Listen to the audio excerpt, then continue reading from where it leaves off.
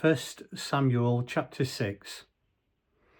After the chest of God had been among the Philistine people for 7 months, the Philistine leaders called together their religious professionals, the priests and the experts on the supernatural for consultation.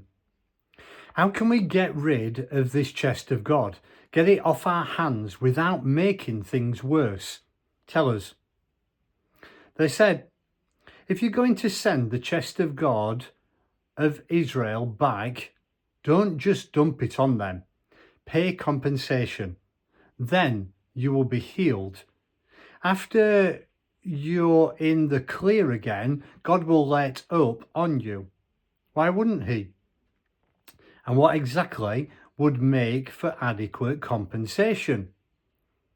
5 gold tumors and 5 gold rats, they said, to match the number of Philistine leaders, since all of you, leaders and people, suffer the same plague. Make replicas of the tumors and the rats that are devastating the country and present them as an offering to the glory of the God of Israel. Then maybe he'll ease up and not be so hard on you and your gods and on your country. Why be stubborn like the Egyptians and Pharaoh? God didn't quit pounding on them until they let the people go. Only then did he let up. So here's what you do. Take a brand new oxcart and 2 cows that have never been in harness. Hitch the cows to the oxcart and send their calves back to the barn. Put the chest of God on the cart. Secure the gold replicas of the tumors and rats that you are offering as compensation in the sack and set them next to the chest. Then send it off, but keep your eyes on it. If it heads straight back home to where it came from, toward Beth Shemesh, it is clear that this catastrophe is a divine judgment. But if not, we'll know that God had nothing to do with it. It is just an accident. So that's what they did.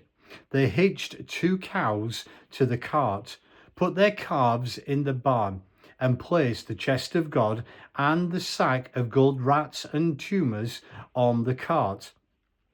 The cows headed straight for home, down the road to Beth Shemesh, straying neither right nor left, mooing all the way.